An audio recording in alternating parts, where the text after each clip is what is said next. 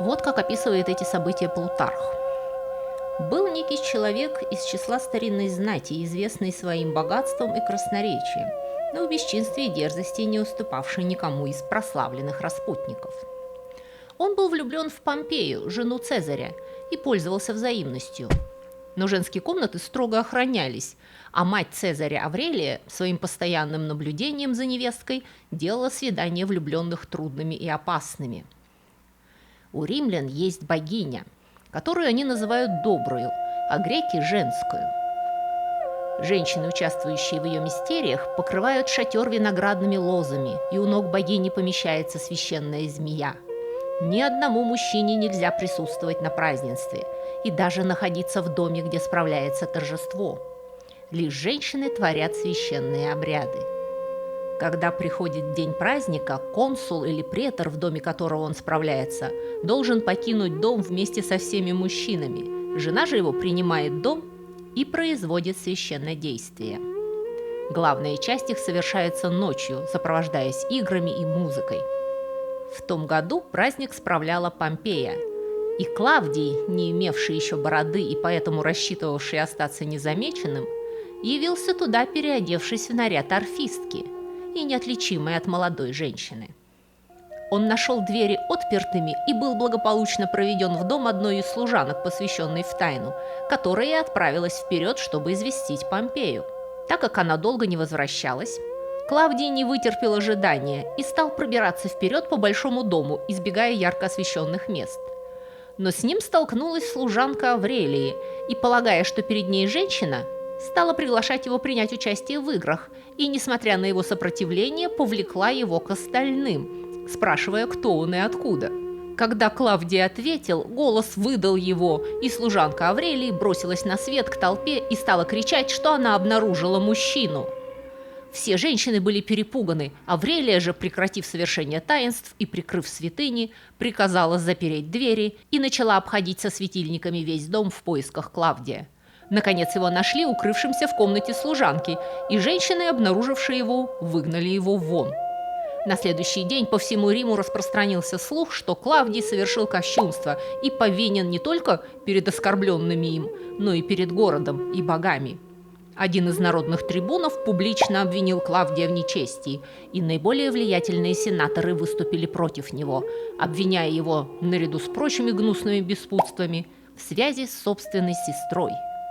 Но народ воспротивился их стараниям и принял Клавдия под защиту, что принесло тому большую пользу в суде, ибо судьи были напуганы и дрожали перед чернью. Цезарь тотчас же развелся с Помпеей.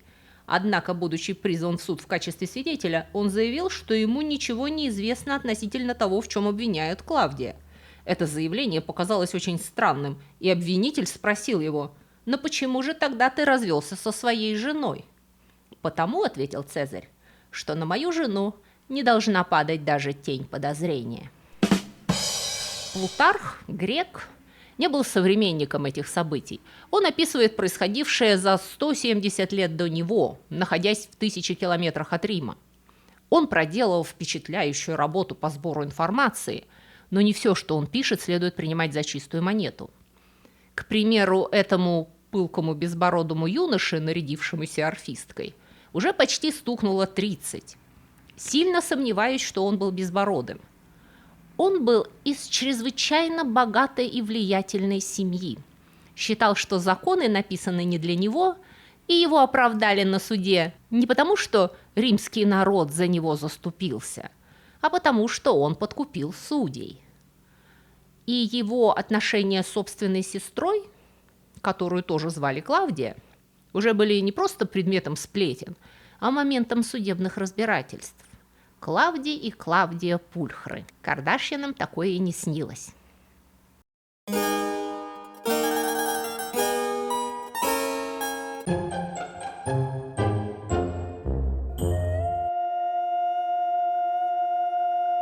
Давайте начнем с действующих лиц и их имен, потому что римские имена – это отдельный кошмар историкам.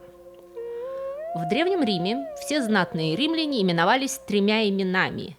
Первое – личное, второе – родовое и третье – прозвище, которое помогало отличать его от родственников тесок. Причем это прозвище, когномен, данное некогда кому-то из прославленных представителей рода, часто переходило на потомков великого человека и становилось названием отдельной ветви рода, то есть фактически частью фамилии. При этом римляне использовали всего 18 имен, и старший сын всегда получал имя отца, согласно постановлению Сената. И в результате для историков бывает страшным головником отличать, к примеру, одного Луция Корнелия Сципиона от другого Луция Корнелия Сципиона и их обоих от третьего и четвертого. К примеру, знаменитый оратор Цицерон, один из важных действующих лиц сегодняшней драмы, был полным тезкой своего отца Марка Тулия Цицерона. Их когномен Цицеро не был его личным прозвищем, а частью фамилии, которую эта ветвь Тулиев носила. То есть личное имя Цицерона было Марк. По отчеству он был Маркович, а Цицерон – это половина его фамилии, как если бы Кэтрин Зета-Джонс называть просто Джонс. А, к примеру, в имени Гай Юлий Цезарь, Гай – это его личное имя, а Юлий, можно сказать, фамилия. И называть этого человека Юлием Цезарем, как мы привыкли, это все равно, что называть Ивана Грозного Рюрикович Грозный или Петра I Романов Великий. Но это мужчины. Римские женщины в то время, как правило, вообще не имели личных имен и использовали женскую форму родового имени, то есть фамилию, то есть как нас называли одноклассники в средней школе. Кукушкина? Ты чё приперлась? К примеру, Юлия – это не имя, это фамилия в женском роде, женщина из рода Юлиев. Дочь Гая Юлия Цезаря называлась Юлией, сестра Гая Юлия Цезаря звалась Юлией. Все женщины в одном роду имели одно имя. Когда в семье появлялась вторая дочь, к имени обоих добавляли минор, младшая, и майор, старшая. Если девочек в семье прибывало, то последующие назывались секунда, вторая, терция, третья и так далее. С младшими сыновьями, впрочем, поступали так же. Личные имена были только у первых 4, а все последующие именовались числительными. Квинтус, Секстус, Септимус, Октавиус и так далее. Еще одной важной героиней сегодняшней истории будет вторая жена Цезаря, Помпея, Помпея Сула. Дочь, соответственно, Квинта Помпея Руфа и жены его Корнелии Сулы, дочери того самого кровавого диктатора Суллы. Я понимаю, что вы не можете все это сходу запомнить, но уверяю вас, что все эти факты в будущем всплывут и будут играть большую роль в этом якобы романтическом сюжете. Итак, Цезарь женат на Помпее. Для обоих это второй брак, и для верхушки римского общества того времени неоднократные браки были скорее нормой, чем исключением. Поскольку браки были делом семейным, а не личным, за подробностями прошу в видео о разводе. Они поженились, когда Помпеи было около 22 лет, а Цезарю на 10 лет больше. Считается, что Помпея была красавицей, ее портретов не сохранилось, по описаниям она была среднего роста, стройная, с темно-рыжими волосами и ярко-зелеными глазами. Никаких нежных чувств пара друг другу не испытывала. Цезарь считал, что Помпея любит тратить деньги, ленива и монументально глупа. Они прожили в браке 6 лет, и у них не было детей. Хотя у Цезаря вообще было плохо с детьми.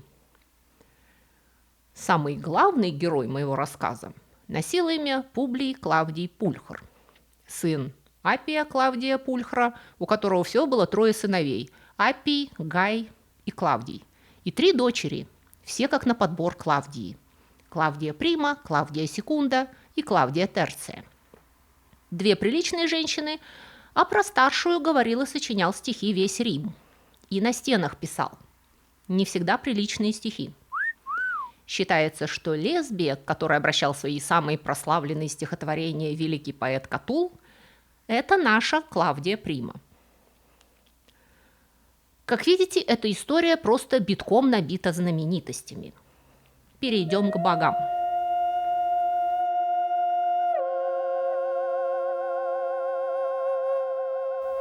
Древний Рим был сравнительно религиозно терпимым местом.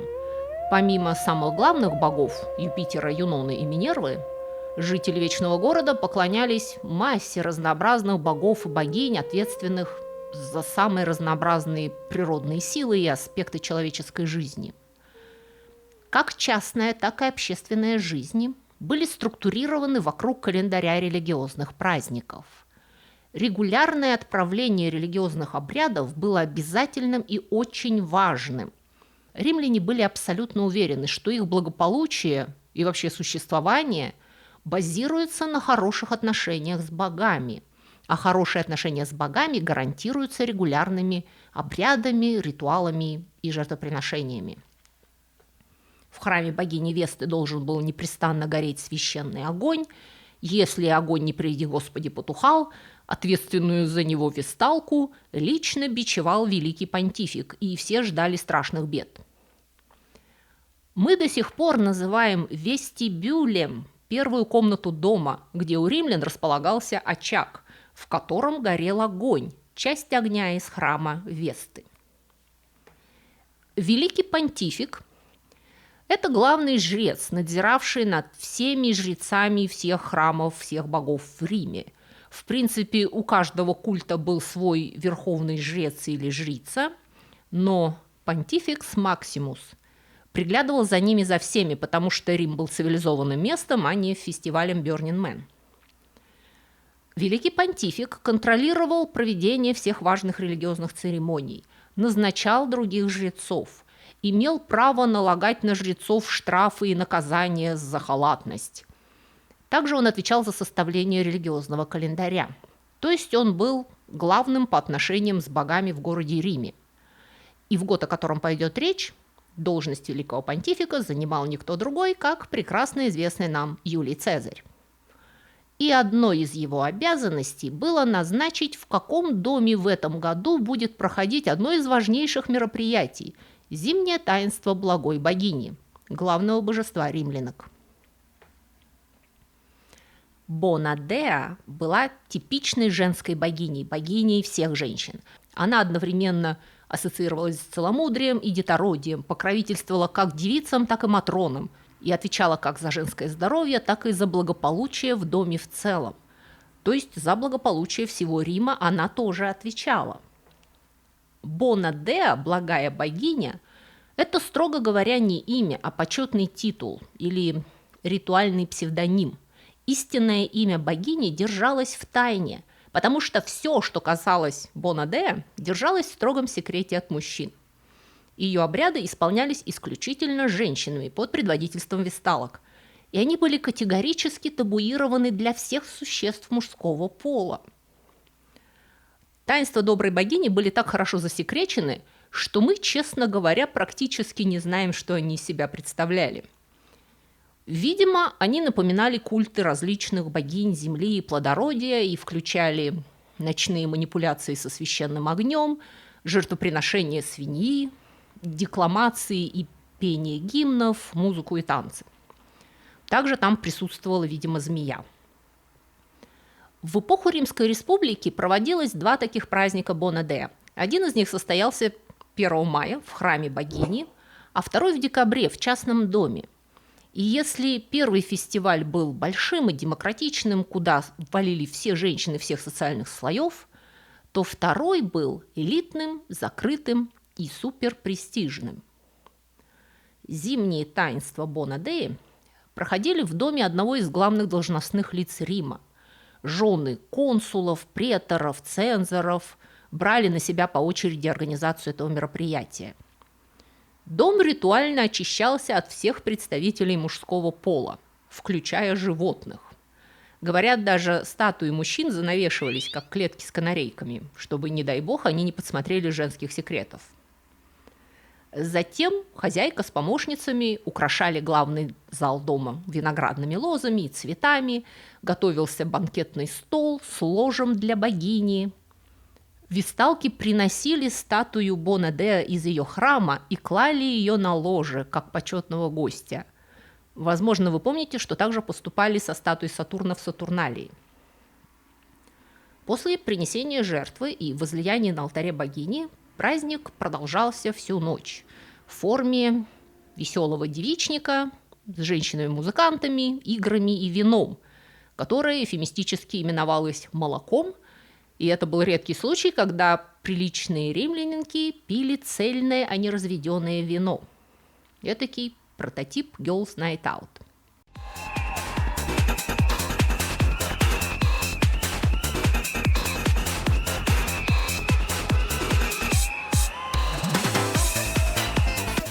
И вот однажды эта милая вечеринка была пошло испорчена хорошо известным скандалистом и хулиганом Клавдием Пульхром.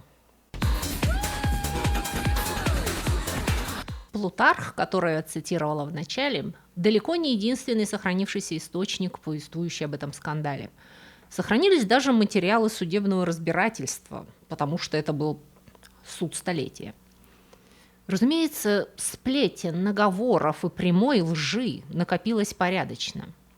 Но вот факты, которые вроде бы не оспариваются никем, даже обвиняемой стороной. В начале зимы 62 года до нашей эры, или, как выражались сами римляне, ничего не знавшие о нашей эре, в год консульства Силана и Мурены, честь и хлопоты по проведению празднества доброй богини выпали жене Цезаря Помпея. Цезари тогда жили не в своем доме, а в домус публика, государственной резиденции, предоставляемой главному понтифику.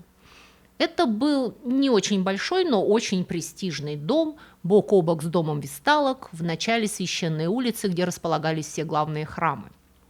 В принципе, у Цезаря были и другие виллы в городе за его пределами, но это была его официальная резиденция.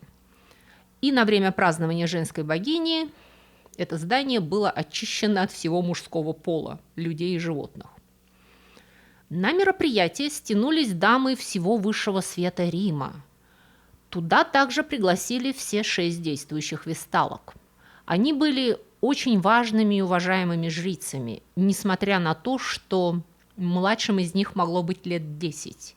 Именно в таком возрасте весталки обычно начинали свою карьеру. А также пригласили каких-то профессиональных артисток, музыкантш, потому что магнитофонов тогда не было и всегда приходилось полагаться на живую музыку. Вот именно под видом музыкантши туда и проник Клавдий. Мотивация Клавдия вломиться на закрытое чисто женское мероприятие до сих пор вызывает вопросы. То есть мы знаем, что он был безбашенный и склонный к эпатажу эмоционально незрелый тип, но было ли этого достаточно? Еще раз, он был уже далеко не мальчишка.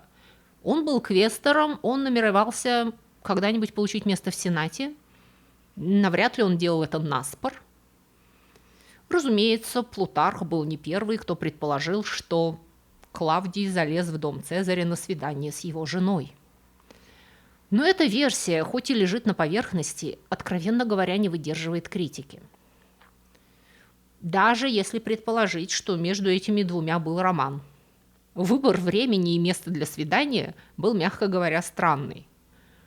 Домус не был огромным дворцом, где парочка могла легко затеряться. Это был сравнительно небольшой одно- или двухэтажный особняк, в ту ночь набитый бабами. Готовился большой пир, и дом наверняка кишел женской прислугой. Плюс гости со служанками, плюс весталки, плюс приглашенные артистки.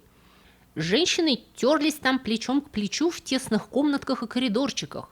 И здоровенного мужика, солдата, заметить среди них было нетрудно. Затем. Помпея же не была просто одной из гостей. Она не собиралась отсиживаться в углу. Она была хозяйкой, она была постоянно в центре мероприятия, у всех на виду. О каких шашнях может идти речь, когда ты возглавляешь убиение жертвенной свиньи? И вообще, в те годы дамы из высшего общества, особенно уже не в первом браке, могли иметь довольно большую свободу личной жизни. Это не поощрялось и не одобрялось, но многие мужья смотрели сквозь пальцы на похождения их жен. И Цезарь совершенно точно не был ни ханжой, ни Отелло. Идти на такой очевидный риск ради свидания с его слегка опостылевшей женой не имело никакого смысла, потому что риск был огромным, и Клавдия, разумеется, почти сразу поймали. Так рисковать ради свидания с Помпеей не имело смысла. Если, конечно, у вас не было большого желания насолить ее мужу.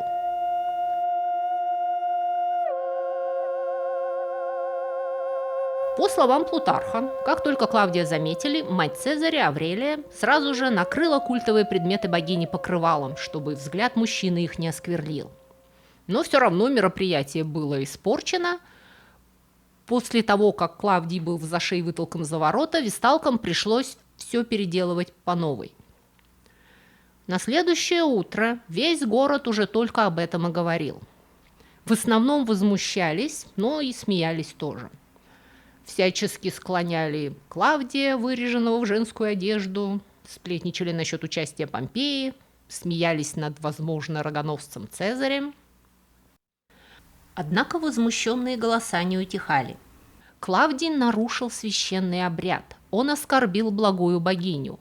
Он поставил все благополучие Рима под риск своей наглой, пошлой и недопустимой выходкой. Это не просто хулиганство, это кощунство, за которое следовало строго наказать. Даже патриция, как Клавдий, могли приговорить к большому штрафу, лишить звания и даже изгнать из города. Однако понадобилось несколько месяцев, чтобы дело наконец было передано в суд.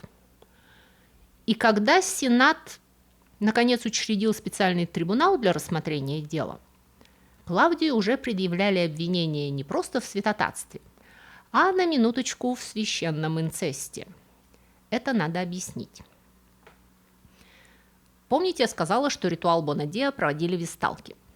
Весталки были не просто служительницами богини Весты. Они как бы отвечали за благополучие всего Рима. Если пламя Весты погаснет, Рим падет и так далее. И их девственность весталки должны были сохранять целомудрие в течение своей 30-летней службы. Была сакральной и принадлежащей всему городу. Они были как бы женами Рима. Поэтому покушение на честь весталки, неважно, добровольным был акт или нет, рассматривалось как инцест, поскольку каждый гражданин был сыном весталки. И это каралось смертной казнью для обоих. Причем, если весталку в ее исключительной религиозной неприкосновенности нельзя было просто казнить, и поэтому приходилось замуровывать живьем, то мужчину, который ее обесчестил, просто забивали камнями, не глядя на положение и происхождение. Так вот, в тот раз никто, конечно, не пытался обвинять Клавдия в покушении на кого-то из присутствовавших весталок. Но крючкотворство тогдашних римских юристов уже дошло до такого уровня, что они смогли построить параллель между покушением на девственность весталки женщины и покушением на неприкосновенность женского ритуала. И перед Клавдием замаячила перспектива уже не штрафа и увольнения с должности, а весьма вероятной и неприятной смертной казни.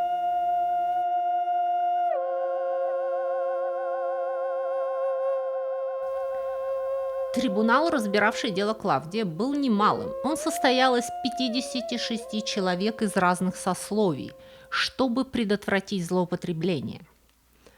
Тогда не было профессиональных прокуроров, и любой, способный выразить свои мысли внятно, мог выдвинуть обвинение. Это сделал не Юлий Цезарь, как можно было бы ожидать, учитывая, что кощунство произошло в его доме, и он был верховным понтификом. А некто Луций Корнелий Лентул Крус, у которого, говорят, был личный зуб на Клавдия. Мать и старшая сестра Цезаря, угадайте, как ее звали? Правильно, по фамилии Юлия. Дали показания о том, что видели Клавдия в доме во время совершения таинств и как они были этим травмированы. Многочисленные враги Клавдия, включая его бывшего начальника Лукула, того самого прославившегося пирами, но вообще-то он был боевой генерал, подробно описали, какой Клавдий был чудак на букву «М». Фактически написали его моральный портрет. Клавдия обвиняли в клятвопреступлениях, в мошенничестве, взяточничестве, распутстве.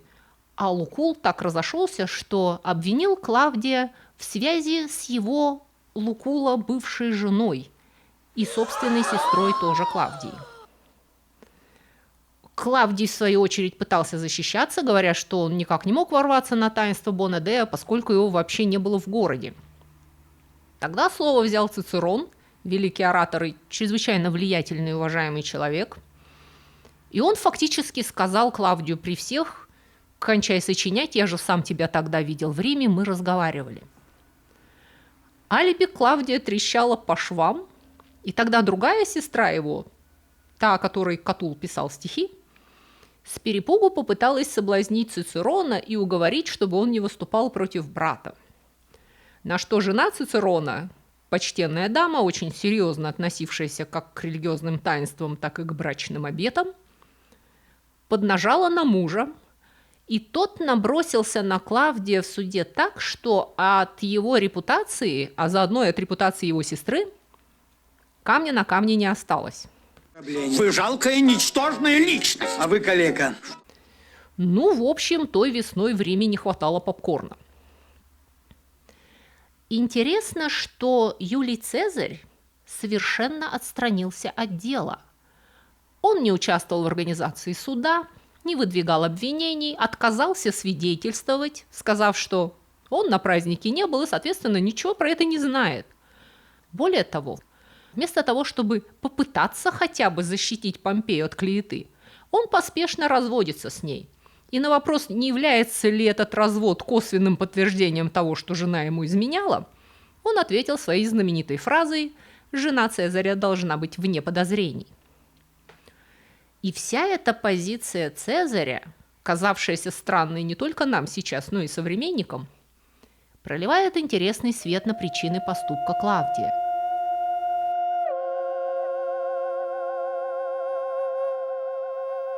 Проволочка перед судом показывает, что Цезарь не хотел поддаваться на провокацию. Он хотел замять дело. Во что бы то ни стало, он хотел сохранить мирные отношения с Клавдием, в котором видел опасного политического противника и потенциально полезного союзника, потому что он понадобится ему очень скоро. Начинаются интересные политические рокировки. Клавдий потратил все свое состояние на подкуп присяжных, и его оправдали со счетом 31 к 25. Но его карьера потерпела серьезный удар. Дорога в Сенат для него оказалась закрыта. И Клавдий решает пойти другим путем и через 2 года баллотироваться в народные трибуны. Его ничуть не смутила маленькая неувязочка, что он, патриций по рождению, не имел права баллотироваться в трибуны, представители от плебеев.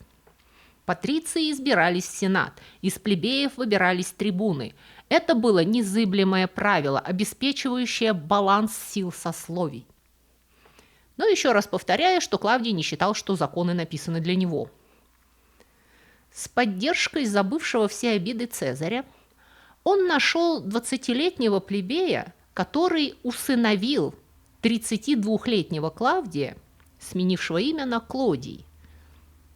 Это вам, может быть, кажется, что Клавдий звучит простонароднее, чем Клодий, римлянам казалось ровно наоборот. Клодий стал плебеем и вскоре после этого занял пост народного трибуна, и он стал большим другом Цезаря, как раз ко времени образования первого триумвирата. Триумвират состоял из самого богатого человека в Риме, Краса, знаменитого полководца Помпея и консула Юлия Цезаря. Вторым консулом был Марк Кальпурний Бибул, о котором вы ничего не слышали, потому что Цезарь очень быстро задвинул его в угол и фактически узурпировал власть. Как пишет Светоний в «Жизни Цезарей», с тех пор Цезарь один правил всем государством по своему желанию, так что несколько остряков подписывали в шутку, что тот или иной акт совершен не в консульство Цезаря и Бибула, а в консульство Юлия и Цезаря.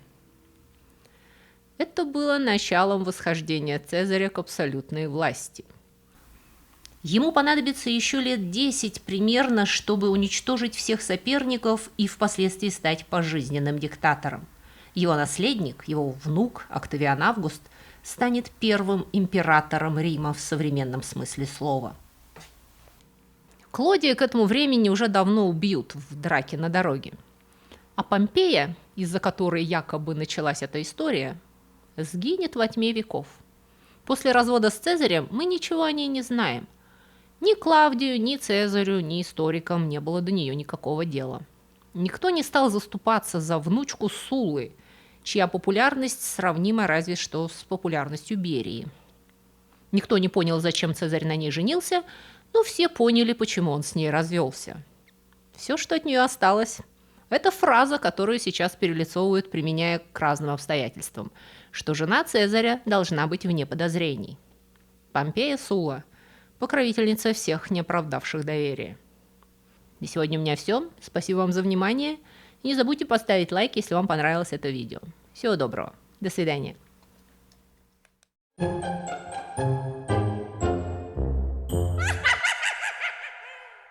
Друзья мои, если вы скучаете между субботами и хотели бы больше и чаще узнавать всякие интересности, касающиеся истории и культуры, и особенно истории бескультурья, то вы можете подписаться на мой блог на Бусти или Патреоне. Эти два блога абсолютно одинаковые, я там пишу одно и то же. Просто Бусти умеет принимать оплату российскими платежными средствами, а Patreon принимает разные международные кредитные карточки. И на этих блогах я почти каждый день публикую занимательные рассказы с картинками. Это на первом уровне подписки.